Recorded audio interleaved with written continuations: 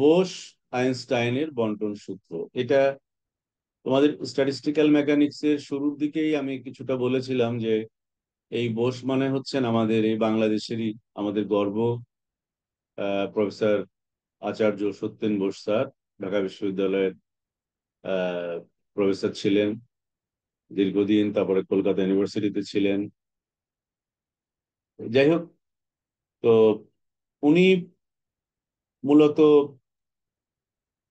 এই যে যে পার্টিকেল স্ট্যাটিস্টিক্স যেটা উনি প্রণয়ন করেছিলেন, পরবর্তীতে ওই থিওরি ব্যবহার করে বা ওই কনসেপ্টের উপরে আইনস্টাইনও কিছু এক্সটেনশন করেছিলেন বিধায় এটাকে একসঙ্গে বোস আইনস্টাইন স্ট্যাটিস্টিক্স বলা হয়। কিন্তু বোস স্যারের আহ, মানে কনসেপ্ট এবং ওনার আহ, কি বলবো আবিষ্কার বলতে পারো, থিওরিটিক্যাল, যে কারণে ওনার নামটা আগে। এবং ওনার এই ক্যারেক্টারিস্টিক্সে যে ধরনের পার্টিকেল নিয়ে উনি কথা বলেছিলেন, সেই পার্টিকেল, ওই ধর্মের পার্টিকেল গুলাকে বোসন পার্টিকেল বলা হয় বোস স্যারের নাম অনুসারে। প্রথমেই আমরা বলি যে পার্টিকেল গুলোকে আমরা স্পিনের উপর ভিত্তি করে দুভাবে ভাগ করেছিলাম। একটা হচ্ছে হাফ ইন্টিজার মাল্টিপল স্পিন, যেটা ফার্মিয়ন নামে পরিচিত এবং যেটা পলির বর্জন নীতি মেনে চলে।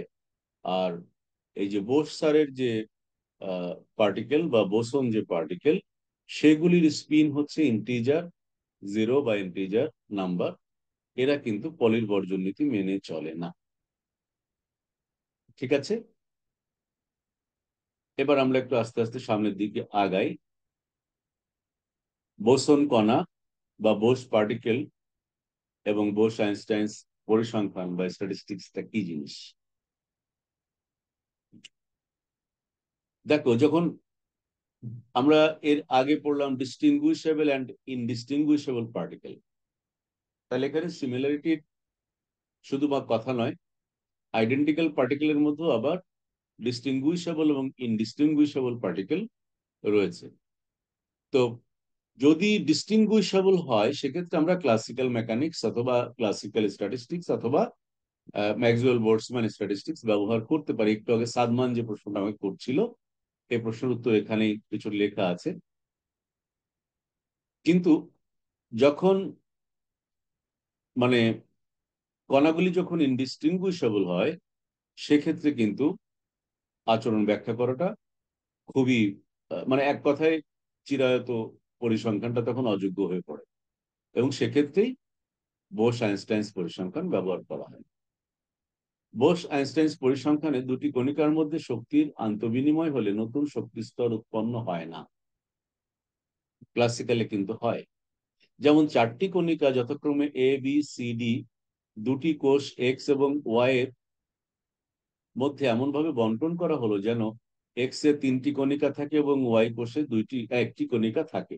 এর ফলে ম্যাক্সওয়েল বোলটজম্যান পরিসংখ্যান অনুসারে চারটি বিন্যাস সম্ভব হয়, কিন্তু বোস আইনস্টাইন পরিসংখ্যান অনুযায়ী মাত্র একটি বিন্যাস সম্ভব হয়। কিরকম দেখো, যদি আমি তিন এক্স কোষের ক্ষেত্রে চিন্তা করি, ওদেরকে অ্যারেঞ্জ করতে পারি বিসিডি অথবা এসিডি অথবা এবিসি। আমরা বলেছি তিনটা তিনটা করে নিব। তাহলে যদি এখানে বিসিডি নিই, এ চলে যাবে ওয়াই কোষে, এসিডি নিই বি চলে যাবে ওয়াই কোষে, এবিডি নিই সি চলে যাবে ওয়াই কোষে, এবিসি নিই ডি চলে যাবে ওয়াই কোষে। তাহলে এক, দুই, তিন, চার, চারটা বিন্যাস আমরা পাচ্ছি এখান থেকে। কিন্তু যখন ইনডিস্টিংগুইশেবল হবে, তাহলে A equal to B equal to C equal to D equal to A, তাহলে এখানেও এ এ এ, বাকি থাকলো যেটা সেটাও এ। তাহলে দুজন মিলে একটাই কম্বিনেশন, এটা হচ্ছে বোস আইনস্টাইন পরিসংখ্যান। That means in case of classical statistics, all the particles are distinguishable. তাকে আমি আলাদা আলাদা অক্ষর দিয়ে চিহ্নিত করছি ডিস্টিংগুইশেবল বোঝানোর জন্য। যেমন এ বি সি ডি চারটা অক্ষর পরস্পর থেকে পার্থক্যযোগ্য, যাকে আমরা বলছি ডিস্টিংগুইশেবল পার্টিকেল। কিন্তু যখন এটা ইনডিস্টিংগুইশেবল হচ্ছে, তাহলে চারজনের চেহারা একই হচ্ছে, তাকে আমি এ দিয়ে প্রকাশ করছি। So A A A A, that means একটা কম্বিনেশন হচ্ছে, এক ধরনের বিন্যাস সম্ভব হচ্ছে। এখন মনে করি প্রতিটি কোষ আবার 4টি ভাগে ভাগ করা হয়। মানে এই কনসেপ্টটা আমি কেন শুরুতে আলোচনা করছি, এরপরে যখন থিওরিটিক্যাল ডেভেলপমেন্টে যাবে তখন তোমার কোনো প্রকার জটিলতা থাকবে না মাথায় যদি এগুলো ঢোকে। এখন মনে করি প্রতিটি কোষ আবার 4টি ভাগে ভাগ করা। তো 4টি ভাগে যদি ভাগ করতে হয়, 1 2, তাহলে 1 2 3 4, এই একটা কোষ, এই কোষটাকে 4টা ভাগে ভাগ করেছি, 1 2 3 4। এই হচ্ছে এক্স আর এই হচ্ছে ওয়াই। তাহলে এক্স এর মধ্যে আমরা এই তিনটাকে কত ভাবে রাখতে পারি দেখো। এইভাবে করলে যদি তিনটাকেই আমরা এক একটা কোষের মধ্যে থাকি, এক এক ভাগের মধ্যে রাখি, তাহলে 4 ভাবে রাখতে পারি। যদি যে কোনো দুটোকে এক ভাগে আর একটাকে অন্য ভাগে নিই, তাহলে এই কয় প্রকারে হয়, অর্থাৎ 6 প্রকারে হয়। তারপরে যদি না, সরি, 6 প্রকার হবে কেন, আহ 4 তো একটু বিপদ,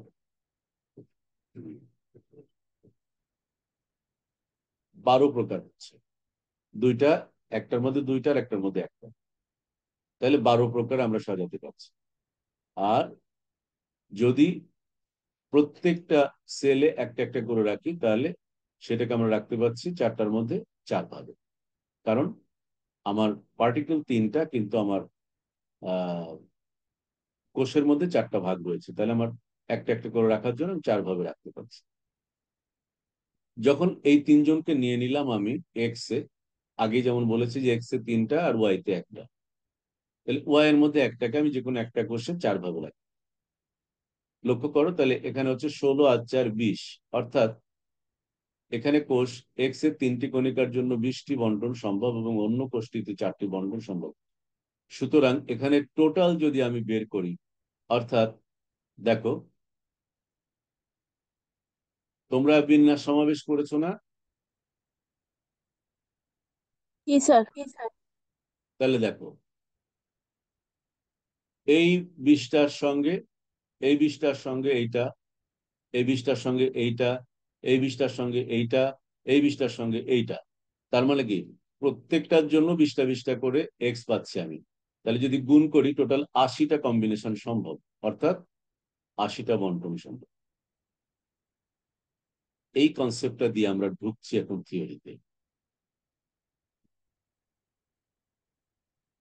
বোস আইনস্টাইন পরিসংখ্যান সম্পর্কে আলোচনা যাচ্ছে আমরা এখন। তাহলে এই যে বিন্যাসটা, এটা মাথায় ঢুকেছে কিনা তাই বলো, এটা খুব গুরুত্বপূর্ণ। ইনডিস্টিংগুইশেবল পার্টিকেলের জন্য এই বিন্যাসটা কিন্তু গুরুত্বপূর্ণ। এটা মাথায় ঢুকেছে কিনা তাই বলো। জি স্যার, ঢুকছে। এবার আসুন, এন সংখ্যক অভিন্ন পার্থক্য অযোগ্য কণার সমন্বয়ে গঠিত সিস্টেম বিবেচনা করবো আমরা এখন। এর আগে 4টা নিয়ে কথা বলেছি। ধরা যাক কণাগুলোর বিভিন্ন কোয়ান্টাম স্তরে এমন ভাবে বিন্যস্ত রয়েছে যেন N1 N2 N3 up to Ni সংখ্যক কণা এমন স্তরে আছে যেন এদের শক্তি স্তরগুলো হচ্ছে ε1 ε2 আপ টু εi ধ্রুবক বা প্রায় ধ্রুবক হয়। ধ্রুবক বা প্রায় ধ্রুবক, প্রায় শব্দটা যখন আমরা ব্যবহার করি, তখন তার ভেরিয়েশনটা খুব একটা গুরুত্বপূর্ণ নয় এখানে। ধরা যাক আইতম কোয়ান্টাম স্তরের আইগেন অবস্থার সংখ্যা হচ্ছে GI। কোয়ান্টাম, আইগেন, এগুলো নতুন কথা নয় তোমার জন্য, মাথায় রাখার কথা। ধরা যাক আইতম কোয়ান্টাম স্তরের আইগেন অবস্থার সংখ্যা হচ্ছে GI, যা সিস্টেমের পরিসংখ্যানিক ভার বা চ্যুত অবস্থার সংখ্যা, মানে ডিজেনারেসি অবস্থার সংখ্যা নির্দেশ করে। তাহলে শক্তি স্তর দিস, সমশক্তি সম্পন্নতা দিস, ধারণকারীর সংখ্যা দিস। আমরা কে সাফিক্স দিয়ে ম্যাক্সিমাম ভ্যালুটাকে কে দিয়ে ইন্ডিকেট করেছি। এখন ধরা যাক জিআই সংখ্যক কোষের বা কোয়ান্টাম অবস্থায় এনআই সংখ্যক অভিন্ন কণার বন্টন আমরা করব। তাহলে জিআই সংখ্যক কোষ GI-1 সংখ্যক বিভক্তি রেখা দ্বারা পৃথক হবে। একথার মানে কি, GI সংখ্যক কোষ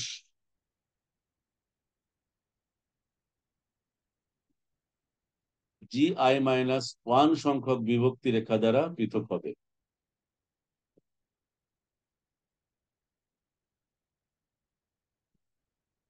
বুঝলে হ্যাঁ বলো, না বুঝলে না বলো।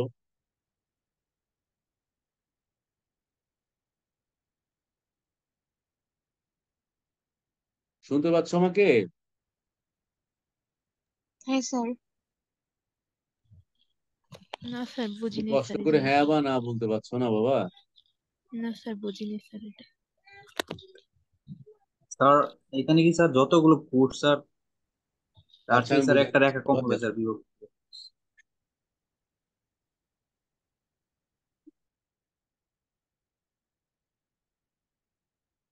একটা কোষ, এখানে কোনো বিভেদ রেখা আছে? না স্যার। না।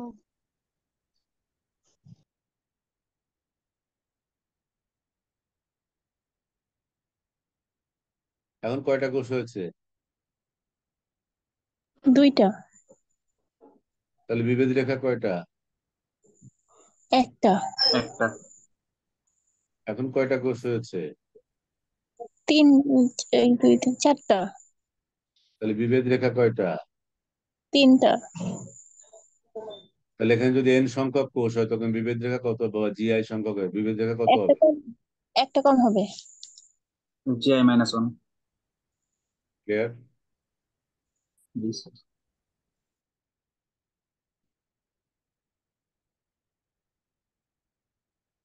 ক্লিয়ার হয়েছে? তাহলে কণা ও বিভক্তি রেখার সম্ভাব্য সজ্জার মোট সংখ্যা এক সারিতে NI plus GI minus one. কণা এবং বিভক্তি রেখার সম্ভাব্য সজ্জার মোট সংখ্যা এক সারিতে NI plus GI minus one. সংখ্যক বস্তুর মোট বিন্যাস সংখ্যা সমান হবে। কাজে জিআই মাইনাস ওয়ান সংখ্যক রেখা দ্বারা বিভক্ত জিআই সংখ্যক কোষে এনআই সংখ্যক অভিন্ন কোন সজ্জা হবে NI plus GI minus one. একটু এদিকে আসো। কি বললাম?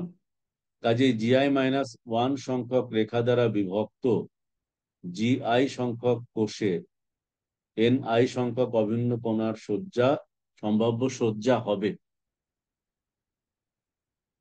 NI plus GI minus one. তাহলে জিআই মাইনাস ওয়ান সংখ্যক রেখা বিভক্ত জিআই সংখ্যক কোষ,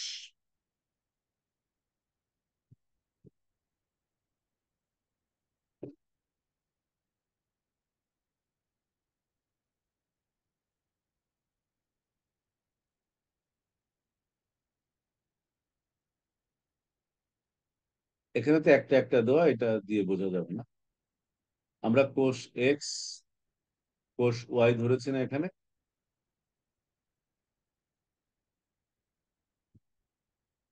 কোষ এক্স জি এবং কোষ স্যার। ওয়াই ধরেছি, তাহলে কোষের সংখ্যা কত?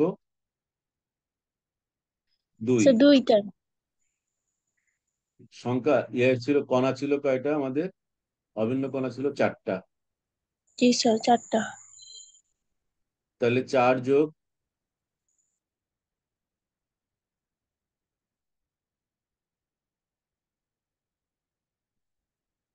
চার যোগ দুই। ও না, এখানে আরেকটা জিআই মাইনাস ওয়ান সংখ্যক রেখা দ্বারা বিভক্ত।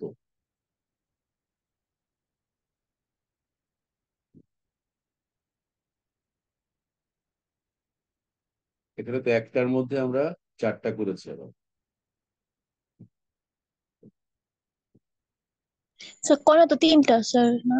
মোট মোট চারটা। এটা তো ক্রস, এখানে তো ক্রস চলে আসছে। কোষ যদি চারটা হয় তাহলে দাগ হবে তিনটা।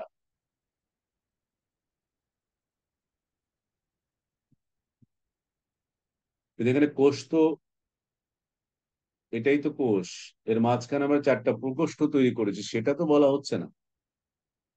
এখানে কোষ তো একটাই।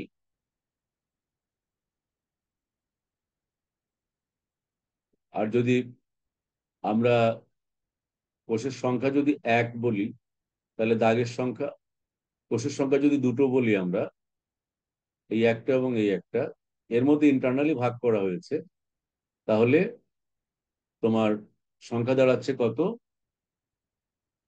4+2 - 1 মানে 1। ওই আমি যেটা হিসাব করি তাই মানে ফ্যাক্টোরিয়াল 5। কথাটার মানে হচ্ছে তাই। ইন্টারনাল যে ডিভিশন সেটা তো ভিন্ন কথা, কিন্তু কোষের সংখ্যা কত? কোষের সংখ্যা হচ্ছে 2। তো কোষের সংখ্যা যদি 2 হয় তাহলে Ni+Gi-1, দ্যাট মিনস Ni+1, অভিন্ন কণার সংখ্যা +1, অর্থাৎ ফ্যাক্টোরিয়াল 5 প্রকারে আমরা সজ্জা পেতে পারি। এই কথাটার মানে হচ্ছে তাই। কিন্তু এখানে কিন্তু আছে, কিন্তু কণাগুলো অভিন্ন পার্থক্য অযোগ্য হয় ফ্যাক্টোরিয়াল n ও Gi-1 সংখ্যক বিন্যাসে কোনো প্রাসঙ্গিকতা থাকছে না। কেননা ফ্যাক্টোরিয়াল n আমি যে করছি, কণাগুলো তো অভিন্ন, চেনা যাচ্ছে না তো, তাহলে তারা তো একই রকম।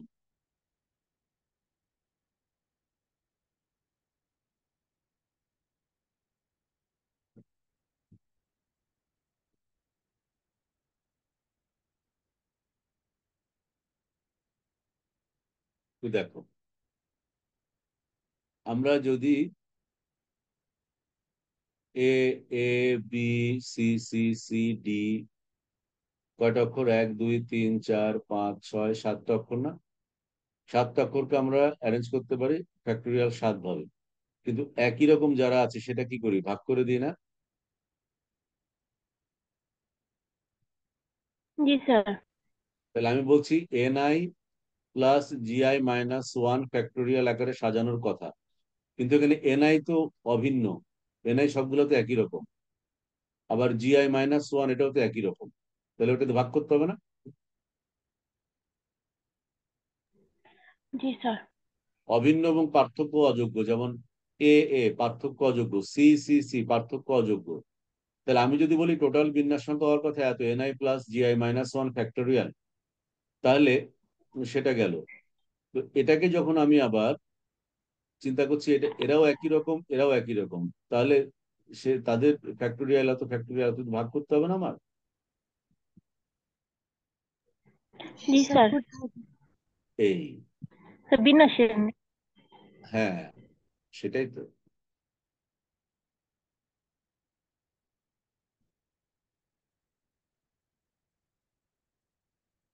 তাই ভাগটা কোত্থেকে আসছে এটা একটা প্রশ্ন তো, হঠাৎ করে ভাগ কেন করলাম? এই ভাগটা করা হয়েছে এই কারণে, এটি অনুসরণ করে n সংখ্যক কণার পার্থক্য যোগ্য এবং ভিন্ন ভিন্ন।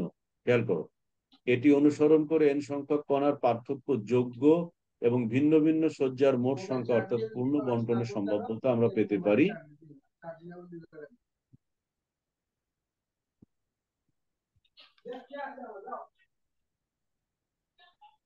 অর্থাৎ তুমি এটা ভাঙো, তাহলে N1+G1 - 1 ফ্যাক্টোরিয়াল ডিভাইডেড বাই এত into N2+G2 - 1 factorial divide by, এটা কিন্তু N1 হবে। এই যে এটা আই হবে না, বুঝছো? এটা কি হবে? জি স্যার। N1। তাহলে যদি এগুলোকে সব গুণ করতে করতে যাও, তখন আমরা গুণের যে সামেশন লিখি পাই দিয়ে, তো আমরা ইন জেনারেল এভাবে লিখতে পারি Ni+Gi - 1 ডিভাইড বাই, এটা হচ্ছে টোটাল প্রবাবিলিটি। এখন Ni+Gi is very very greater than 1, অতএব Ni+Gi - 1 কে আমরা অলমোস্ট Ni+Gi লিখতে পারি উপরেরটাকে। যদি লিখি তাহলে আমরা এরকম একটা কনসেপ্ট পাচ্ছি। এখন এর উভয় পক্ষে তুমি এখন লগারিদম নিলে, লগারিদম নিলে কি হয়? গুণ থাকলে সেটা যোগ বা বিয়োগ আকারে আসে, যেহেতু ভাগ আছে তাহলে গুণ আছে, এখানে এত মাইনাস এত আকারে আসবে। ওইটাকে আবার ভাঙো। স্টার্লিং এর অ্যাপ্রক্সিমেশন কি ছিল? লগ n ফ্যাক্টোরিয়াল মানে n log n minus n, এটা ব্যবহার করে আরেকটু ডাইলিউট করো। কিন্তু স্যার এই জিআই যে স্যার লনের যে যে স্টার্লিং এর সূত্র ব্যবহার করে যেটা করছে এটা, আর হচ্ছে ব্যবকলনটা স্যার আমি সে করছে আমার মিলে না স্যার, একটু করে দিতেন বুঝি। কি? স্যার এই যে স্টার্লিং এর সূত্র যে প্রয়োগ করে যে সম্ভাব্যতা প্রকাশ করছে, ওই লাইনটা আর হচ্ছে ব্যবকলনটা স্যার একটু করে দিতেন, আমার মিলে নাই বাসায়।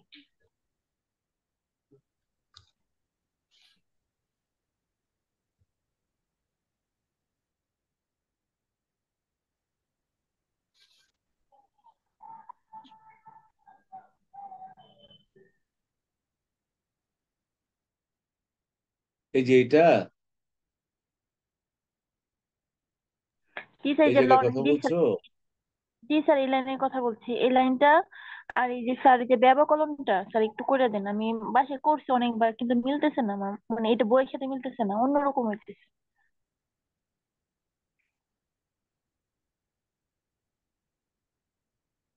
এখানে তো সামেশন চিহ্নটা দেয় নাই, সামেশন হবে তো।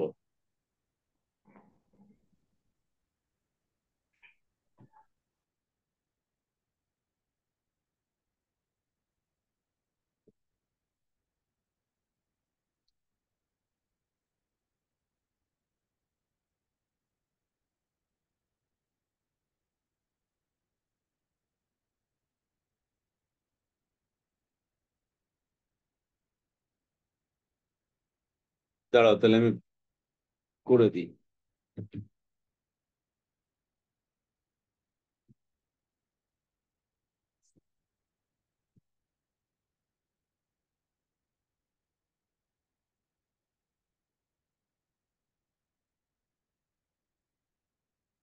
দেখে নিই ভালো করে। ঠিক আছে।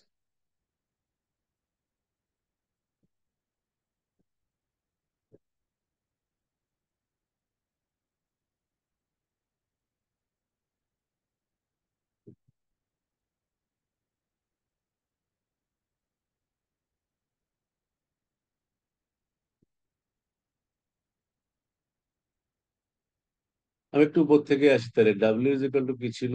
প্রবাবিলিটি। ডাব্লিউ ইকুয়াল ছিল product of the some, sorry some of the product I.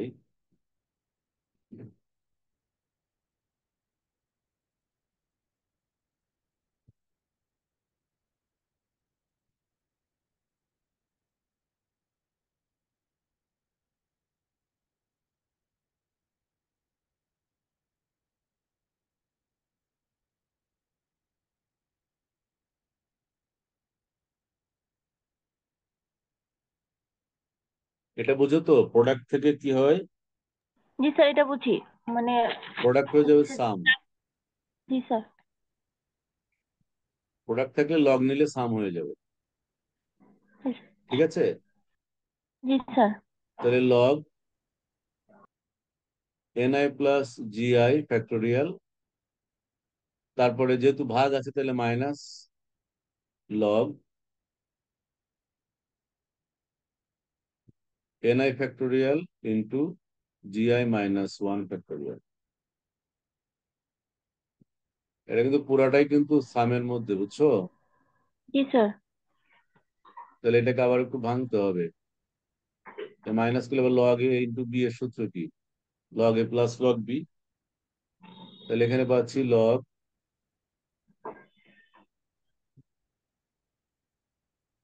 Summation I log ni plus GI factorial minus, এটা আবার লগ এ প্লাস লগ বি, মাইনাস দিয়ে গুণ করলে আসতেছে log ni factorial minus log GI minus one factorial. Clear? আরে বাবা, স্ক্রিনে হাত দাও কেন? স্ক্রিনে হাত দিলে ঝামেলা না। এখন স্টার্লিং অ্যাপ্রক্সিমেশনটা কি দেখো। লগ ফ্যাক্টোরিয়াল এন মানে হচ্ছে N log N minus N. জি স্যার। তা যদি হয় তাহলে কোনটার অবস্থা কি দাঁড়াচ্ছে দেখো।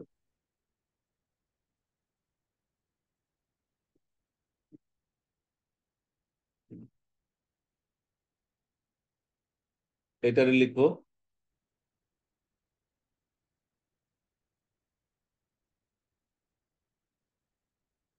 বারবার বলছি স্ক্রিনে হাত দিও না তোমরা। উফ,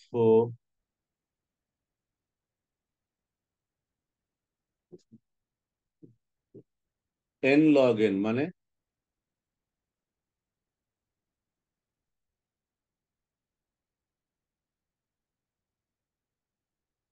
N log N minus N. এই পার্টটারে ভাঙলাম। তারপরে এলো এটা log factorial N I, N I log N I minus NI তাহলে প্লাস এনআই মাইনাস এখানে আসছে GI minus 1 log GI minus 1, তারপরে ফর্মুলার মাইনাস মাইনাসে plus GI minus 1।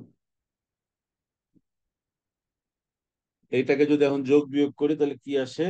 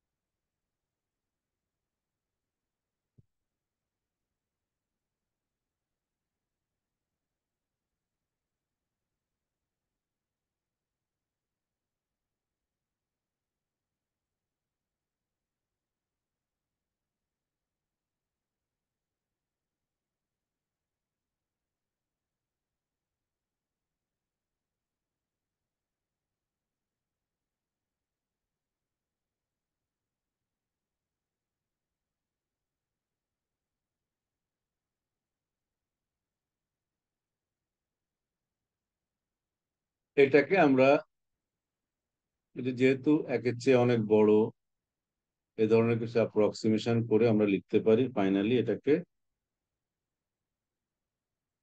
Equal to summation over I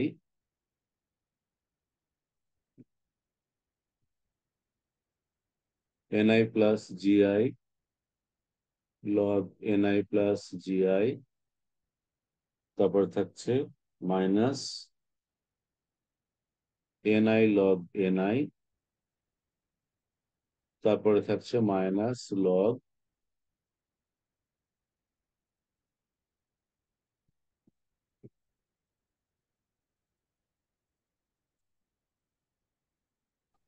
sir এমন করতেছে কি? আমি তো বুঝতেছি না, আমি তো বিরক্ত হচ্ছি এটা। অবস্থা। আমি কিভাবে লিখবো বলো তো? বারবার বলছি স্ক্রিনে হাত দিও না। নাটক শেষ একদম।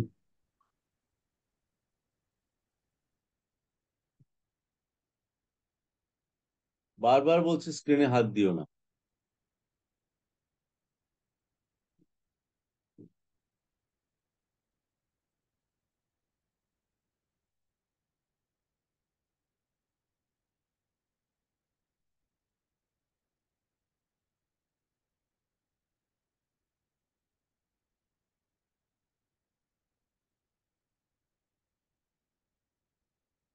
ও,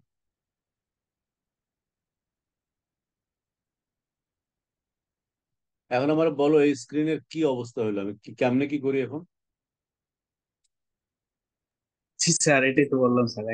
কিচ্ছু বোঝা যাচ্ছে? না স্যার। স্যার, তোমাদেরকে বারবার বলছি স্ক্রিনে হাত দিও না, তোমরা আসলে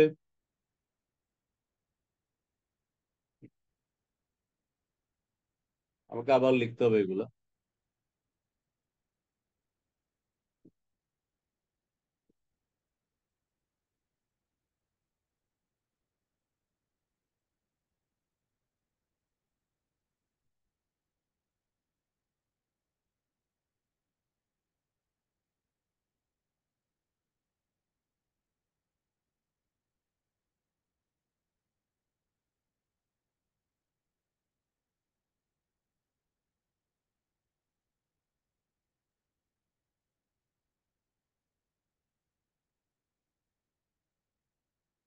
এটাকে আমরা অ্যাপ্রক্সিমেশন অ্যাপ্লাই করি না লাস্টের টার্ম।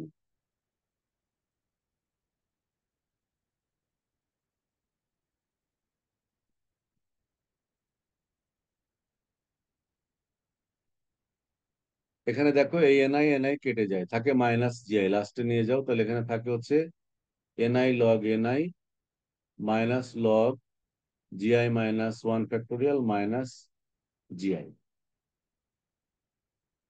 ক্লিয়ার? এটা কিভাবে আসছে বুঝছো তো? জি স্যার। হ্যাঁ, এখন তুমি কি করবা? ডিফারেন্সিয়েট ডেল ভেরিয়েশন নিবা।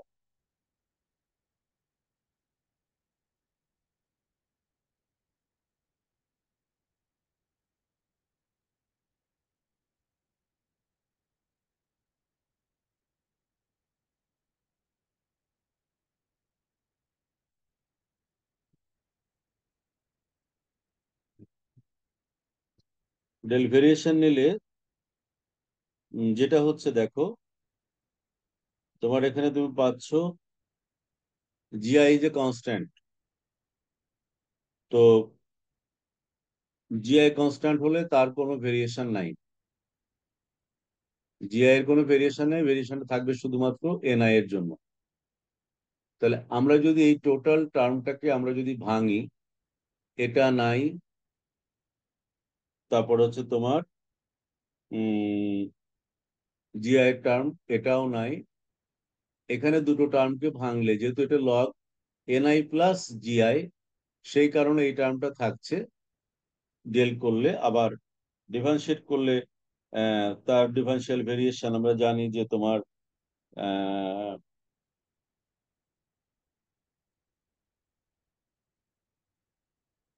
আমরা একটু একটাকে ভেঙে লিখি, তাহলে তোমার বুঝতে সুবিধা হবে। এইটা নাই, এটা জিরো, কেননা এরা অপরিবর্তনশীল।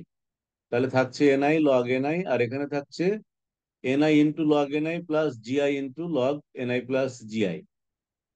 But GI itself is not a variable. তাহলে জিআই এর জন্য যে ভেরিয়েশন সেটা কাউন্ট হচ্ছে না, কাউন্ট হচ্ছে এনআই এর জন্য ভেরিয়েশন। তাই আমরা স্যার, স্যার আমরা তো এনআই এর সাপেক্ষে স্যার ডিফারেন্সিয়েট করতেছি। রাইট রাইট এনআই এর সাপেক্ষে ডিফারেন্সিয়েট করছি। তাহলে এনআই এর সাপেক্ষে ডিফারেন্সিয়েট করলে এটাও জিরো, এটাও জিরো, যেহেতু ভেরিয়েবল হচ্ছে এনআই।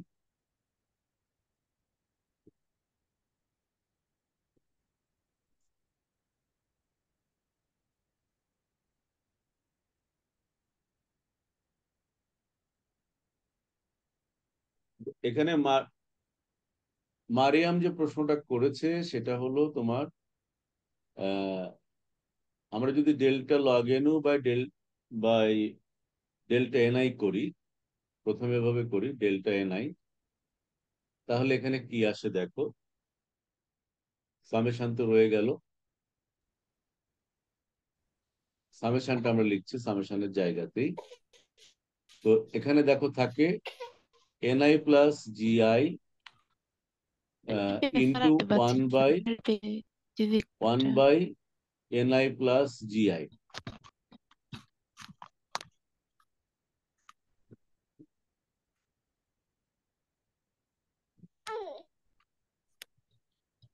এটা ইউ ইন্টু ভি এর সূত্র না? তোমরা কি শুনছো আমার কথা? জি স্যার। তাহলে প্রথমে আমি ইউ ইন্টু ভি করলে আসছে ওয়ান বাই এত, তারপর আসছে প্লাস। জি এবার এইটাকে কনস্ট্যান্ট রেখে এইটা করো, তাহলে এটাকে করলে স্যার। হ্যাঁ। স্যার দেখতে পাচ্ছি না স্যার, এটা তো নিচের দিকে লিখতেছেন যে স্যার, এই জায়গাটা স্যার কিভাবে দেখবো স্যার? এখন স্যার তুমি নতুন স্ক্রিনটা পেজে রিসেট করো, স্ক্রিনটাকে একটু রিসেট করো। দেখো তাহলে ইউ ইন্টু রিসেট ভি করবো। করলে এত আসছে, এরা চলে গেল। তারপরে কি থাকছে? দুইটা টার্ম আসবে না? তারপরে আসবে হচ্ছে এইটা ইন্টু এটাকে করতে হবে।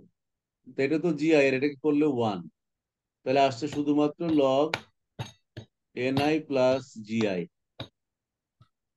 এরপর আসো মাইনাস, এখানে এটাও এনআই এটাও এনআই, তাহলে একবার যদি আমি লগ ইয়েকে করি NI into one by NI, তারপরে প্লাস প্লাস মাইনাস, তারপরে আসছে লগ এনআই ঠিক রেখে এটাকে করলো ওয়ান, তাহলে শুধু লগ এনআই, আর তারপরে এটা জিরো, ওইটা জিরো। তাহলে এটা কেটে গেল, সামেশন ওভার আই থাকলো one plus log NI plus GI minus one minus log NI, zero zero বাদ। তাহলে থাকছে সামেশন ওভার আই, এখানে লগ এনআই প্লাস জিআই, হ্যাঁ, মাইনাস লগ এনআই।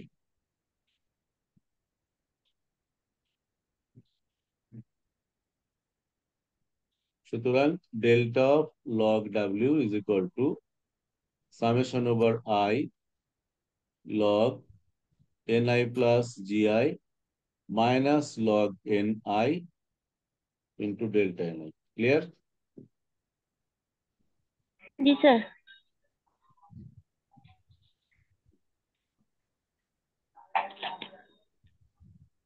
মিলেছে এখন? জি স্যার।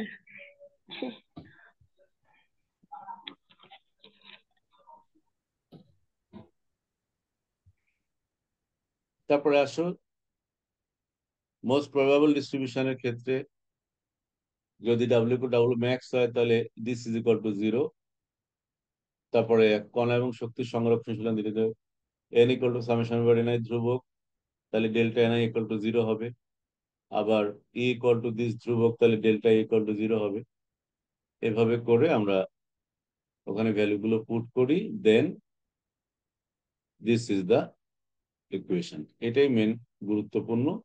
এই ইকুয়েশন প্রতিপাদনটাই হচ্ছে মেন। এরপরে বিভিন্ন সিস্টেম এটাকে আমরা ব্যবহার করেছি। তো এখন এই যে এখানে সুবিধা অসুবিধা কিছু এই ইয়া আছো, সাদমান আছো নাকি?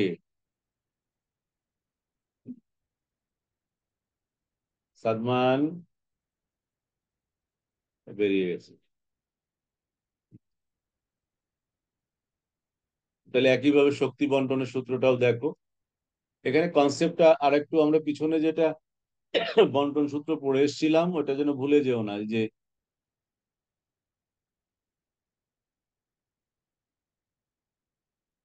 পরিসংখ্যানিক ভার, তারপরে যা যা পিছনে আমরা পড়ে আসছি ওই জিনিসগুলো ভুলে যেও না। তারপরে তোমার হচ্ছে এনার্জি রেঞ্জের মধ্যে যে distribution function, density function, density of state, এগুলো সব এখানে কনসেপ্ট কাজ করবে। তফাৎ হচ্ছে এখানে কোয়ান্টাম মেকানিক্যালি আমরা আলোচনা করব, এই আর কি। এখানে কণার কৌণিক ভরবেগ হচ্ছে তোমার পূর্ণ সংখ্যা গুণিতক, এটা মাথায় রাখতে হবে। আর এখানে ক্যালকুলেশন তোমার সিস্টেমেটিক্যালি আগে যেটা করে আসছে ওটাই। কিছু কিছু ইন্টিগ্রেশন একটু জটিল লাগতে পারে, ওটা আমি করে দিব, অসুবিধা নেই। আবার কিছু ওই যে বিটা গামা ফাংশনের মাধ্যমে সরাসরি স্ট্যান্ডার্ড ভ্যালু বসানো আছে, আমার মনে হয় সমস্যা হবে না। তোমরা একটু দেখে বিশেষ করে এখান স্যার থেকে মোস্ট ইম্পর্টেন্ট কোশ্চেন যেগুলো আসছে সেগুলোর অ্যান্সার গুলো বুঝতে পারছো কিনা এটা আমাকে একটু আপডেট দাও। আর ক্লাসিক্যালের সাথে কোয়ান্টাম যে কনসেপচুয়াল পার্থক্য যেটা আমরা আলোচনা করলাম সেটা একটু মাথায় রেখে। স্যার এই যে এই অধ্যায়ে দুইটা প্রশ্ন মানে মানে এই অধ্যায়ে খুঁজে পাই না, মানে এটা কোন প্রশ্ন এটা বুঝতেছি না।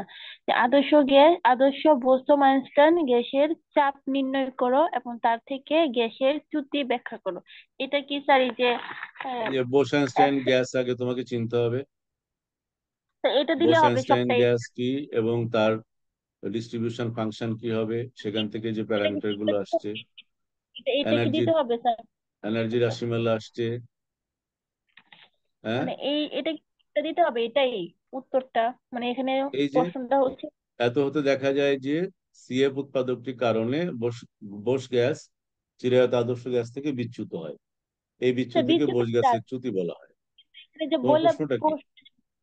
প্রশ্নটা হচ্ছে বোসো আইনস্টাইন গ্যাসের চাপ নির্ণয় করো এবং তার থেকে চ্যুতি ব্যাখ্যা করো। এই তো চ্যুতি, এক- চ্যুতি ফাংশন তো এখানে পাচ্ছি আমরা। চাপ কই চাপ স্যার? চাপ, নির্ণয় করো, কি নির্ণয় করো বললা? চাপ নির্ণয় করতে বলছে, গ্যাসের চাপ নির্ণয় করো এবং চাপের থেকে আবার হচ্ছে চ্যুতি ব্যাখ্যা করতে বলছে। এই যে চাপ, চাপের রাশিমালা, এনার্জির পরেই তো চাপে তুমি যেতে পারবা। আচ্ছা এখন একটু এটা দেখো না, থিওরিটা দেখে আমাকে পরের ক্লাসে একটু জানাও। আচ্ছা আমরা ঠিক আছে। আমাদের এই চ্যাপ্টারের এই পরীক্ষার জন্য যে গুরুত্বপূর্ণ বিষয়গুলো আছে সেগুলো নিয়ে আগামী ক্লাসে আলোচনা করবো। এর পরের ক্লাসে আর এটা আমরা টানবো না, এরপরে আমরা লাস্ট যে চ্যাপ্টারটা দেখবো পরীক্ষার জন্য ওইটার উপরে আলোচনা করবো, সমস্যা নেই। তো আচ্ছা আমরা এই চ্যাপ্টারের কনসেপ্ট এবং মূল ভিত্তিগুলো নিয়ে আলোচনা করলাম। তোমরা এবার একটু এটার আলোকে একটু স্টাডি করে বসো, তাহলে দেখবা যে আলোচনাটা আরো ফলপ্রসূ হবে। জি স্যার। মানে এই প্রশ্ন দুইটা প্রশ্ন স্যার খুঁজে পাইতেছি না, মানে বইয়ে কি না নাই না, এটা আমি নাকি? করে দেবো বাবা, ডোন্ট ওয়ারি, আমি করে দেবো, অবশ্যই আমি করে দেবো। তবে তার আগে তোমরা একটু স্টাডি করো, চ্যাপ্টারটা অনেক বড় তো। এখন ধরো যেহেতু আচ্ছা অল্প সময় আমাদের হাতে আছে, পুরো চ্যাপ্টারটা তো ধারাবাহিকভাবে আমরা হয়তো শেখার আনন্দটা এই মুহূর্তে নিতে পারছি না, কিন্তু পরীক্ষার জন্য গুরুত্বপূর্ণ যেগুলো সেখানে তো আপোস করবো না, সেগুলো তো আমরা সবই পড়বো। জি স্যার। কিন্তু আমি স্যার তোমাদেরকে একটা অনেকগুলো কথা স্যার প্রশ্ন বারবার আছে স্যার। বলছি যে কোনো থিওরি ডেভেলপমেন্টে এটা একই রকম ক্যালকুলেশন, কনসেপ্ট গুলো একই রকম, তোমার এখন কনসেপচুয়াল ঝামেলা কম হবে, কিন্তু তারপরেও কোনো জি জটিলতা স্যার। থাকলে সেটা একটু আমাকে তোমরা জিজ্ঞেস করবে। হ্যাঁ মেহেদি, কি বলছিলে? স্যার বললাম অনেকগুলো স্যার ইম্পর্টেন্ট প্রশ্ন স্যার। আহ, এই তো এই জন্য বলছে এবার নিজে একটু পড়ো, অনেকগুলো ইম্পর্টেন্ট, যেমন হাতে সময়টা কম। আমি যদি এটার উপর 5টা ক্লাস নিতে পারতাম তাহলে এটা কথা ছিল, বা 7টা ক্লাস নিতে পারতাম একটা কথা ছিল, যদি ওরকম সময় হাতে থাকতো। তা যেহেতু পারছি না, তাহলে আমি এখন এই চ্যাপ্টারটা পড়ার স্যার যে মন্ত্রটা প্রশ্নগুলো শিখাই দিলাম, এই মন্ত্রটা স্যার মাথার মধ্যে প্রশ্নগুলো রেখে এবার প্রায় সময় স্যার চ্যাপ্টারটা। আসছে। হ্যাঁ, এই যে খুবই গুরুত্বপূর্ণ তো, চ্যাপ্টারটা জি খুবই স্যার। গুরুত্বপূর্ণ। স্যার আমাদের এই তো এক স্যার চ্যাপ্টার থেকে 25-30 সামনের নম্বরের প্রশ্ন আসো। সামনের রবিবার থেকে স্যার আমাদের পরীক্ষা শুরু। এই শুক্রবারও তাহলে আমরা একটু ক্লাস করি মাঝখানে, এই কদিন তো রেগুলার করবো, এই শুক্রবারও করি। স্যার নিউক্লিয়ার তো ফার্স্ট পরীক্ষা স্যার, নিউক্লিয়ার কি স্যার নবম অধ্যায়ের প্রশ্নগুলো আগে আলোচনা করে দিবেন? আমাদের তোমরা প্রথম যেটা বলো, পরীক্ষায় নিউক্লিয়ার। তোমরা যেটা স্যার স্যার বলো। এই তাহলে চ্যাপ্টারটা স্যার একটু স্যার ইম্পর্টেন্ট শেষ স্যার। করে দিন স্যার এই চ্যাপ্টারটা। তাহলে কোনটা? স্যার কালকে স্যার নবম অধ্যায়টা স্যার পড়াই ফেলেন না। স্যার একটা কোন কথা চ্যাপ্টারের স্যার কথা বলছো মেহেদি? কোনটা বলছো? মার্জিয়া কোনটা? স্যার স্যার এই মার্জিয়া কোন বলছি নাকি? স্যার কালকে আমরা না হয় পরিসংখ্যানটাই পড়ি, কারণ কালকের পরে যদি আমরা পড়ি, 2-3 দিন পরে জি পড়ি স্যার। তখন ফিজিক্স এই পড়তে পারবো না। চ্যাপ্টারটাতে শোনো, এই চ্যাপ্টারটা শেষ করতে হলে মেহেদি আগে তোমাদের একটু পড়ে এসে বসতে হবে, বুঝো নাই? আমি স্যার এখন আমরা এসে পড়বো হ্যাঁ স্যার স্যার কালকে আমরা স্যার বসবো, মানে আমি স্যার প্রথমে এই চ্যাপ্টারটা কি, এই চ্যাপ্টারটার বিশেষত্ব কি সেটা নিয়ে আলোচনা করলাম, কনসেপচুয়াল ভেরিয়েশনটা কি সেটা আলোচনা করলাম। এখন তোমরা পড়ো, তারপর আমার সাথে বসো, দেখবা জি যে স্যার। দ্রুত শেষ হচ্ছে। জি আচ্ছা ঠিক স্যার। আছে স্যার, স্যার, কালকে বসি স্যার স্যার পরিসংখ্যান নিয়ে, মানে এটা আমরা নিয়ে পরে জি স্যার। নিউক্লিয়াস পরের দিন পড়ি বসো স্যার। বসো বসো বসো, নো প্রবলেম নো প্রবলেম, জি স্যার গুড এটা আইডিয়া। স্যার, এটা স্যার আগেই শেষ করে ফেলি স্যার, তারপর নিউক্লিয়ারটা পড়বো স্যার পরীক্ষা। হ্যাঁ হ্যাঁ হ্যাঁ, করো করো করো জি করো, স্যার কোনো এটা অসুবিধা স্যার নেই। আর কালকে ওদিকে স্যার এটা এই ইলেকট্রোডাইনামিক্সও তো আমরা অধ্যায়টা স্যার, মোটামুটি, এই অধ্যায়টা স্যার খুব গুরুত্বপূর্ণ স্যার। এটাও গুরুত্বপূর্ণ, ওদিকে ইলেকট্রোডাইনামিক্স তো আমরা মোটামুটি আগাইছি। হ্যাঁ, জি স্যার ওটা। মোটামুটি যতটুকু পড়েছি আর একটা চ্যাপ্টার কভার করলে আমার মনে হয় ফুল অ্যান্সারের কাছাকাছি কমন পাবো, অসুবিধা হবে স্যার। না। হ্যাঁ স্যার ওটা অনেক আগে। স্যার আমি বলছিলাম কি স্যার ওই যে নিউক্লিয়ার স্যার নবম অধ্যায়ের কথা বলছিলাম কি, যেহেতু স্যার সময় কম আবার রবিবার থেকে পরীক্ষা, তাহলে ওইটা আগে শেষ ওই তো করলে এই জন্য কি? ওরা চাচ্ছে যে, সবাই কি বললো শুনো না, ওরা যেটা জি স্যার ওটা চাচ্ছে সেটা শুনছি, হচ্ছে যে এটা শেষ কালকে করে আমরা ওইটা স্ট্যাটিক্যাল। ধরলে ওইটা একদম মাথার মধ্যে নিয়ে পরীক্ষার হলে চলে যাব, এটা তাদের জি ইয়ে আর কি। জি স্যার। মানে নিউক্লিয়ারটা আমরা লাস্টের দিকে ধরে যাতে গরম গরম মাথায় থাকে, পরীক্ষার হলে চলে যায়, বুঝো নাই? জি স্যার। হ্যাঁ স্যার। আমি বুঝছি, তোমাদের কথা বুঝছি।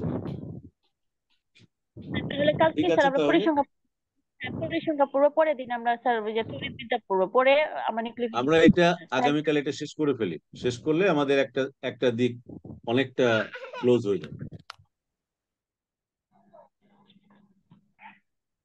এই প্রস্তাবটা আমার কাছে ভালো লেগেছে, কালকে তাহলে আমরা এটা মাথায় থাকতে থাকতে কালকে আমরা এটা ক্লিয়ার করে ফেলি, কি বলো? জি স্যার।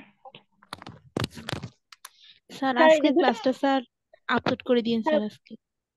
হ্যাঁ স্যার এই যা গ্রুপে দুটা প্রশ্ন, গরম স্যার গরম, গ্রুপে হ্যাঁ। দুটা প্রশ্ন গ্রুপে দুটা প্রশ্ন দিচ্ছি স্যার, ওই দুটাই প্রশ্ন স্যার একটু বাইর করে রাখেন, কালকে আমরা আমরা কালকে স্যার মানে আমরা পাইতেছি না বইটা, বাকিগুলো আমরা পড়ে ফেলবো, মানে পুরো চ্যাপ্টারটা পড়ে ফেলবো স্যার, দুটা প্রশ্ন স্যার একটু বাইর আচ্ছা, করে দিন তোমরা গ্রুপ থেকে। এরপরে কি পরিবহন তত্ত্বটা পড়বা? ট্রান্সপোর্ট জি থিওরি, স্যার। ট্রান্সপোর্ট থিওরি থেকে স্যার ইম্পর্ট্যান্ট দেখে একটা দুটো প্রশ্ন পড়ে রেখো জাস্ট। জি স্যার ওখানে দুইটা প্রশ্ন আছে স্যার ইম্পর্টেন্ট, পড়ে ফেলছি স্যার আগেই ইউটিউব দেখে স্যার, অনেক সহজ। আচ্ছা ঠিক আছে। স্যার এটা আপনি পড়াই দিন স্যার। হ্যাঁ হ্যাঁ, অবশ্যই অবশ্যই অবশ্যই।